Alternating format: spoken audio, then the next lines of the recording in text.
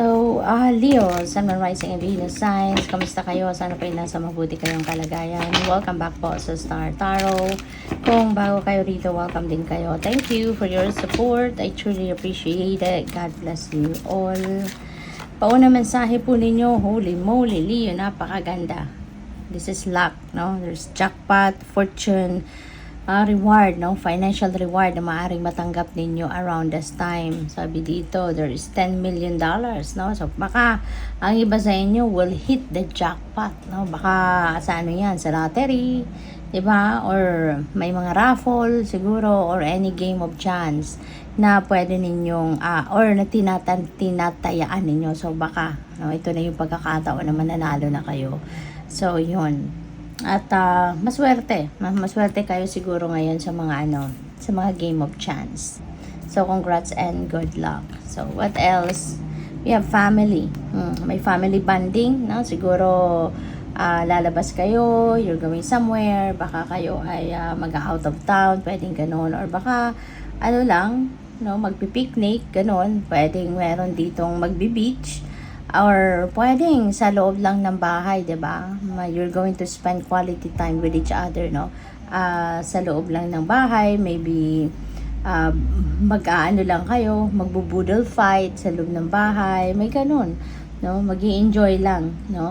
Kasama ang pamilya. Baka meron kayong mga visitor din dito, no? Na alam mo 'yun, baka members of the family then relatives ninyo. Baka i-invite ninyo over yung ganon. So, yun, you're going to spend more time with your family, no? Bonding kayo ng pamilya. We have stubbornness. Maaring kayo to, no? Meron siguro sa inyong nangungulit at ayaw ninyong pakinggan kasi baka paulit-ulit na lang to. Baka nababother na kayo sa kakapakinig, no? Kaya parang, sige, agsalita ka dyan, pero hindi mo papakinggan.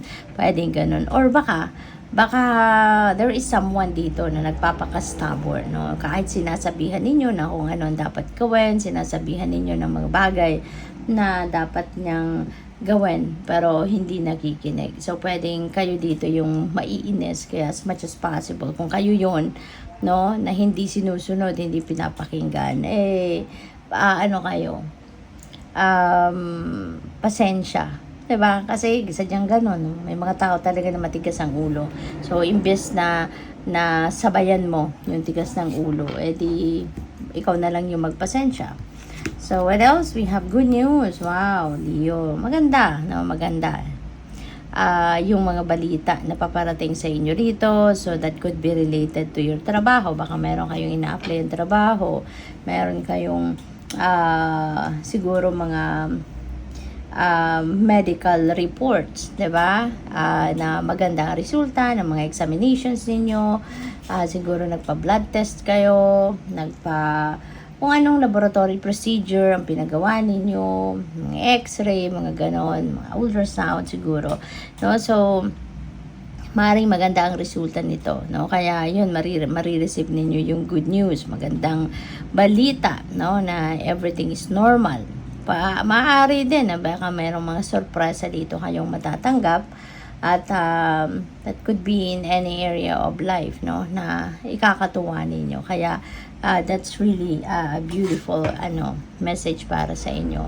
Baka ang iba sa inyo dito naghihintay ng balita regarding application ninyo for abroad, no? Baka ang iba sa inyo nag-a-apply for migration sa ibang bansa, nag-a-apply kayo ng trabaho sa ibang bansa, and maybe you are going to receive, no, good news from the offices, no, na in-applyan ninyo. So, tignan natin kung ano pa mga mensahe para sa iyo. We have love partnership. Ayan. So, baka ito yung focus ng iba sa inyo sa ngayon, yung love and romantic relationships ninyo, Leo. So, this is the time siguro that you are going to focus on pagpapakita ng inyong pagmamahal sa inyong person, diba? Pwedeng ganon. Baka mag-extra romantic kayo ngayon sa inyong person, pwedeng ganon. Meron din ako napipick up dito na baka kayo magsisimula ng bagong love and romantic relationship, baka kayo ay papasok pa lang, no, sa pagkakaroon ng bagong love connection. So, pwedeng ganun din ang ganap dyan for some of you.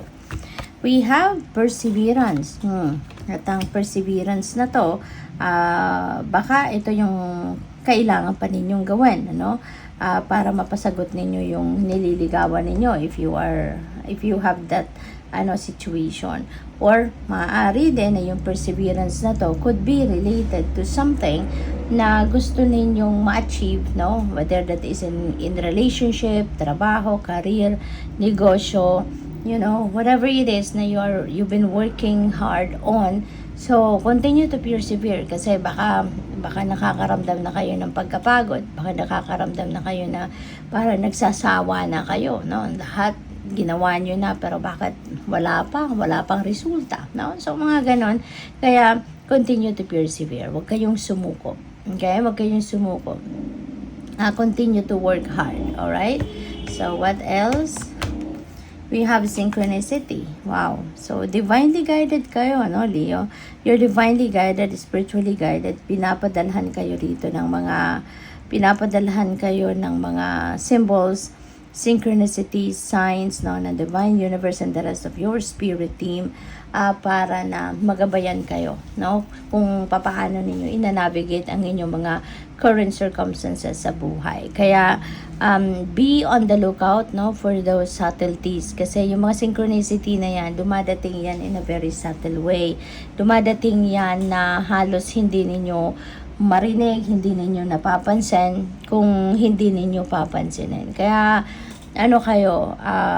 be sensitive, no? Be sensitive sa mga nararamdaman ninyo, sa mga nakikita ninyo kasi you never know, no? Kung ang mga nagaganap dyan sa paligid ninyo, baka yan na yung sign para sa'yo. Baka yan na yung synchronicity na padala sa'yo. Na yan na yung mensahe para sa'yo. Yan na ang guidance para sa'yo. Okay? So, good luck. Thank you for watching. Love and light. Namaste.